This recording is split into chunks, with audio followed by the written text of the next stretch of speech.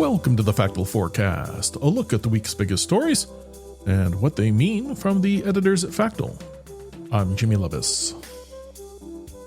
Today is March 12th, and in this week's forecast, we've got the Iran war, Kazakhstan voting on a new constitution, an election in Vietnam, trade negotiators from the US and Mexico meeting, and a European Council summit in Brussels.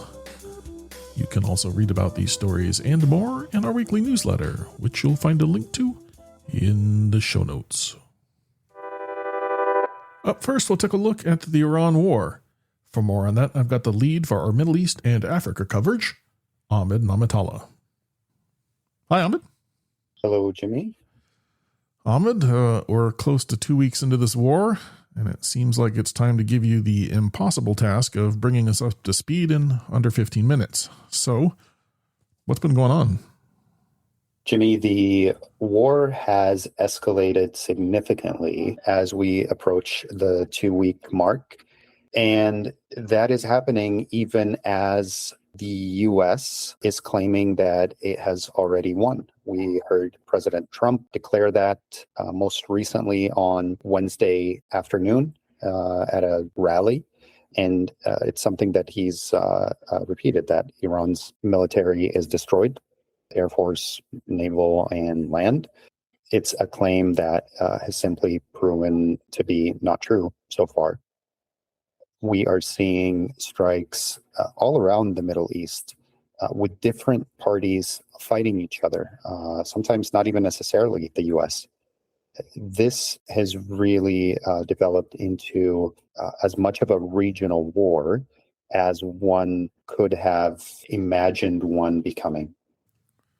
And what about some of the latest developments you're seeing? So as we speak, there are Iranian strikes on fuel depots, most recently in Bahrain. Over the past 24 hours, fuel depots have been hit in the country of Oman. Fuel tankers in the Persian Gulf off the coast of Iraq. Iran has also struck a famous hotel in Dubai just this evening, or actually it would be Thursday morning in Dubai. We are seeing Iranian-aligned militias in Iraq operate against U.S. assets in northern Iraq, around Erbil, Sulaymaniyah as well.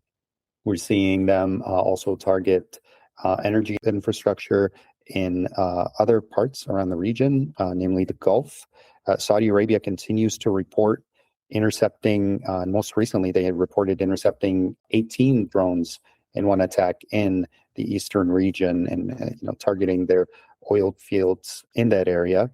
U.S. bases in Kuwait, Iraq, Saudi Arabia, Bahrain, Qatar, and UAE have all been struck and suffered damage to some degree.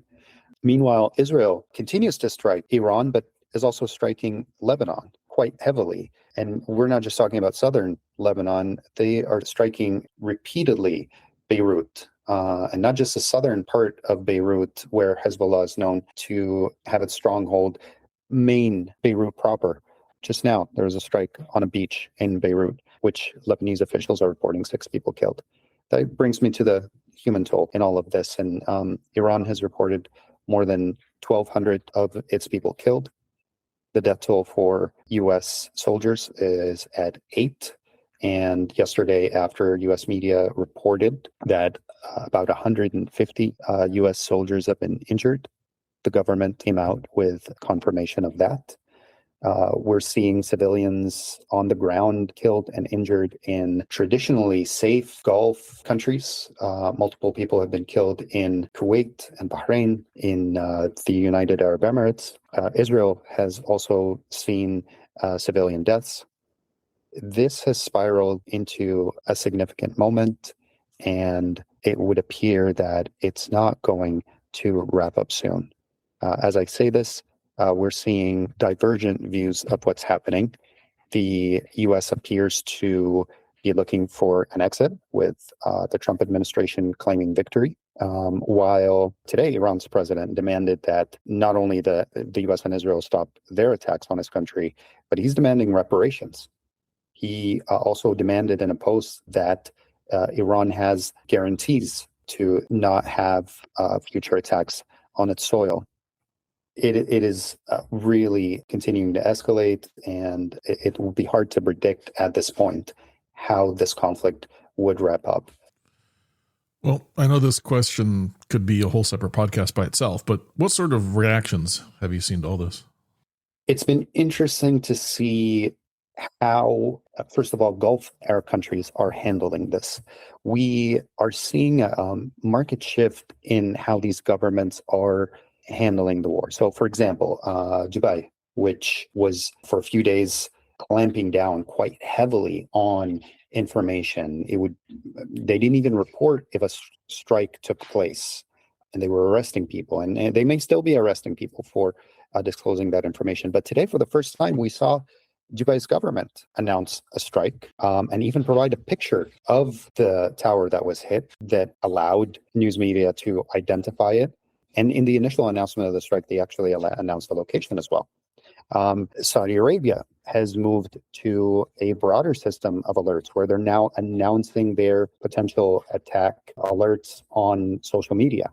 So we've seen both of those governments become more open about what's happening on their territory.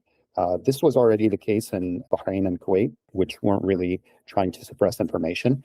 On the opposite side, we see Israel engaging in more suppression of information. Before the war started, it was already military censorship, already banned disclosure of where attacks were happening. A lot of times, Israeli media would only report that an attack took place, and it would either be the north, center, or southern regions of Israel without even specifying a city. Israel has gone beyond that, clamping down even more and banning live coverage of any attacks on the ground. So while we see how regional governments are managing all of this, we're also seeing the spread of misinformation, sometimes disinformation, and it's not only coming from Iran's side. Iran, they have on occasion spread information that is just not factual, and we've seen them post old videos of strikes in other locations and claim, for example, that they've taken place in Tel Aviv. Those are verifiably false. We're not just seeing that from them. We're seeing false information coming out of the U.S. administration as well. Just a simple claim of victory when the Strait of Hormuz is safe to pass through. That is verifiably false. Ships are simply not going through the Strait of Hormuz. It remains closed. Iran's navy, it is not destroyed as the U.S. claims. And we see that in the attacks that are happening on these ships over the past 24 hours. Well, considering all that, what do you think folks ought to be watching for next? Unfortunately, I think we need to be watching for continued expansion of this conflict. As chaotic as it has gotten, there's so much more that can happen that can make it worse. In addition to the disruption of oil supplies through the Strait of Hormuz, we could be looking at a food crisis as fertilizer supplies that come out of the Gulf are blocked. We have not seen all of Iran's allies come on board into this war, and many analysts are wondering why have the Houthis of Yemen, this is a militant group that is allied with Iran, they have yet to formally step in and help their ally. Iran has a lot of targets that it could go after, and they have threatened to go after specific targets. Today, they threatened economic hubs in the Middle East, and we saw reports in international media of banks evacuating their offices in Dubai and other cities around the Gulf. We've seen water desalination plants get hit in an area that relies on them. We have not looked at the UAE's nuclear program, which is operational now. And there's speculation that that could be targeted as well. There is so much that could go wrong. And the worry is if the sides that are involved are not talking, then the worst of what could happen may in fact come true. There are significant dates coming up that I think we should watch out for. A lot of Iranians and the Iranian government subscribes to a strict interpretation of Shia Islam. The 40th day following the assassination of Iran's leader is going to be a significant one, as is the case in Shiite Islam. Israel's National Day is also coming up in April. There's so much that can go wrong in these next few weeks, and it's up to the parties that are involved to at least start talks if this conflict is to resolve without further destruction. Well, Ahmed, unfortunately, this is where we need to pause for the week, but as always, I thank you so much for your time, keeping such a close eye on things, and I suspect we'll be talking again here in the coming weeks if things don't cool. But appreciate you. Thanks for your time. Thank you, Jimmy. Kazakhstan will vote on a new constitution Sunday. It includes a consolidation of presidential powers and a transition to a unicameral parliament. The initiative to overhaul Kazakhstan's constitution, adopted in 1995, began this past September when President Kassym-Jomart Tokayev proposed dismantling the country's two-chamber parliament. The new draft constitution was presented at the end of January and proposed changes to approximately 80% of the current constitution. It includes a bolstering of presidential powers. That includes allowing the head of state to appoint heads of the Supreme Court, Central Electoral Commission, and the State Security Service, as well as other institutions. The new constitution would also abolish the Senate and create a unicameral parliament consisting of 145 deputies. Now, backers of the new document say it will modernize Kazakhstan and allow for legislation to be passed more efficiently. Critics, however, argue it curtails minority rights and gives Tokayev the opportunity to potentially run in the next presidential election after his term ends in 2029. Vietnam will hold elections on Sunday. 2 votes are scheduled to take place: the election of 500 deputies in the National Assembly, picked from 182 electoral posts around the country, and local state representatives known as People's Councils at provincial and commune levels. Now, the run-up to Vietnam's election has been marred by some controversies. Local media has reported that in some constituencies, both high-ranking officials and their staff are running for the same parliamentary seats.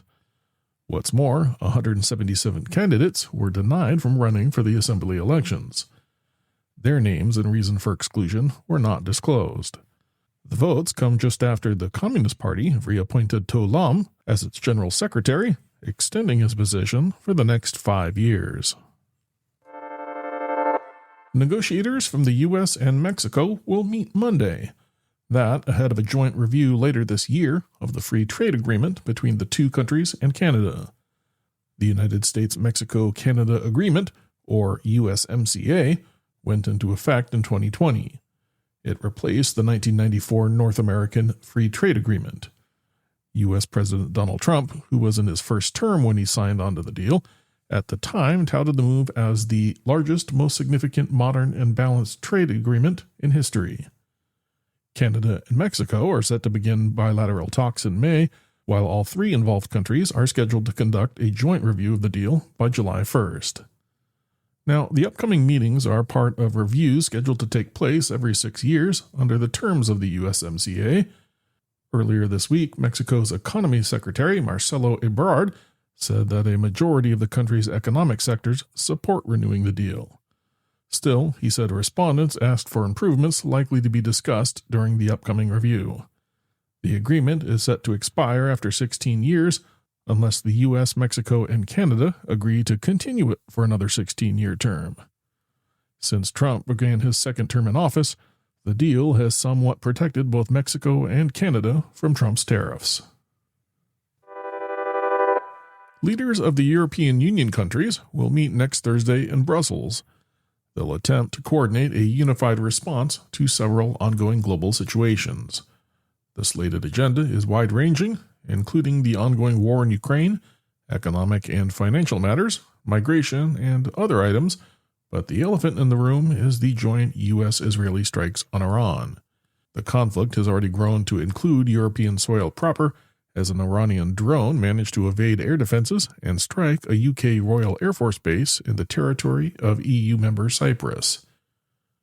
Now, Iranian strikes on oil infrastructure in Bahrain, Qatar, and Kuwait have seen all three countries declare force majeure, almost instantaneously creating a supply crisis.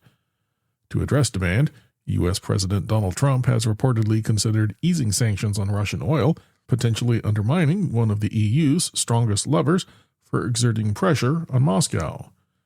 Germany, Italy, and Belgium have already hosted a virtual mini-conference on the topic ahead of the summit. Finally, Reuters has already reported that leaders will request reform of the EU carbon market to address price volatility. As always, thank you for listening to the Factal Forecast. We publish our forward-looking podcast and newsletter each Thursday to help you get a jump start on the week ahead. Please subscribe and review wherever you find your podcasts, and we'd love it if you'd consider telling a friend about us. Today's episode includes work from Factal editors James Morgan, Jess Fino, Teresa Seeger, and Matthew Hippolito. Our interview featured editor Ahmed Namatalla, and our podcast is produced and edited by me, Jimmy Lovaas. Our music comes courtesy of Andrew Gosby. Until next time, if you have any feedback, suggestions, or events we've missed, drop us a note by emailing hello@factal.com.